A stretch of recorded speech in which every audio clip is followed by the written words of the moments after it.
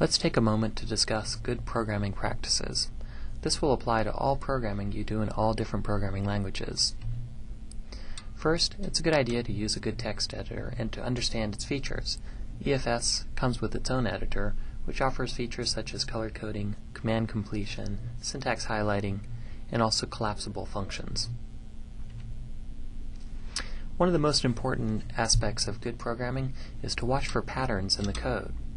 You'll notice a lot of symmetry in the code. For example, parentheses that open will always be followed by parentheses that are closed. Quotation marks that start usually have closing quotation marks. Likewise, the color coding will indicate certain patterns. If you see code that follows a pattern of red then followed by green, followed by red then green, but at a certain point it switches to all green, that indicates that the code might be broken at that point.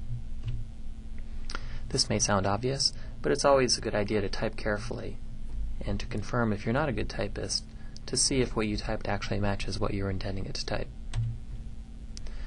Test your code frequently. Don't write a huge chunk of code and then, as you write, lose confidence that it's going to work. It's a good idea to test it frequently so you can be sure that up to a certain point your code works. Also, if you have an error, it's easier to identify a smaller segment of your code that would have had the error as opposed to the part you just tested that you know works for sure. Understand exactly what you expect each line of code to accomplish. If you don't have a clear idea of what each line will do, the computer will probably choose a different interpretation than yours. Take a large problem and break it into smaller parts. Many tasks in programming can seem daunting unless you have a means of breaking into smaller parts, and then you can tackle the easiest part first, and that may give you some direction as to how to tackle the other parts of the problem. Another obvious but important practice is to save often, just to make sure that if there is a crash, you don't lose too much information at any one go. Finally, there are times when you feel like a programming project is too difficult to know where to begin, that it's overwhelming. If you're faced with that kind of situation, the best thing to do is just start somewhere, even if it just means printing out some line of output that would normally show up in the processing of the code.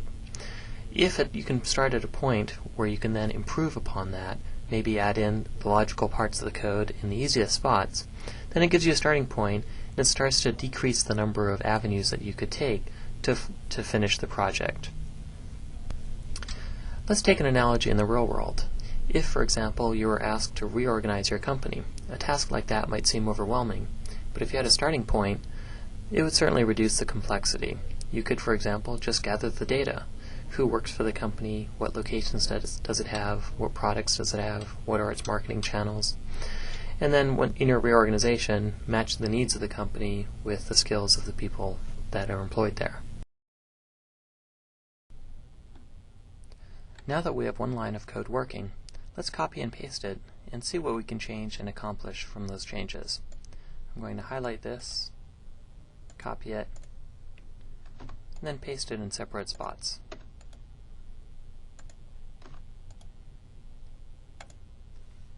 Now that I've got several lines of code, I can make some changes and see how those turn out. For example, I can change some of these operators. Plus, minus, division, and multiplication are all called operators. Now that I've changed this, I'm going to save it as exercise 2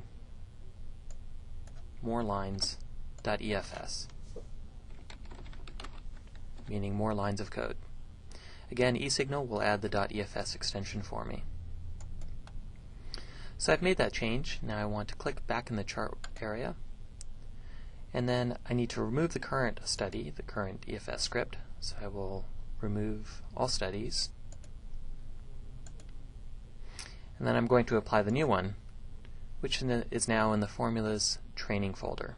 So here's exercise 2, and you'll see that the output has changed. And again, the bottommost lines of these debug print line statements have produced output at the top of this window, or the formula output window. Take a moment to do this with your own file, save it as exercise 2, and confirm that it works as you'd expect. You may have noticed that nothing specifically clears this formula output window, other than you right-clicking on it and selecting Clear Yourself. If you don't do that, the previous output is kept within the scroll bar and you can see all the output from the various programs that you've run up to this point. Now it turns out there is a programmatic way of clearing this window, and that is the debug clear command, which looks like this.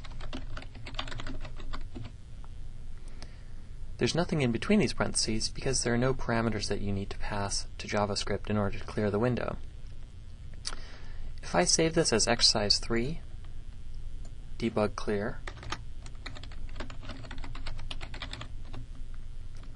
and then apply it to the chart by clicking on the chart, selecting chart options, remove the previous study,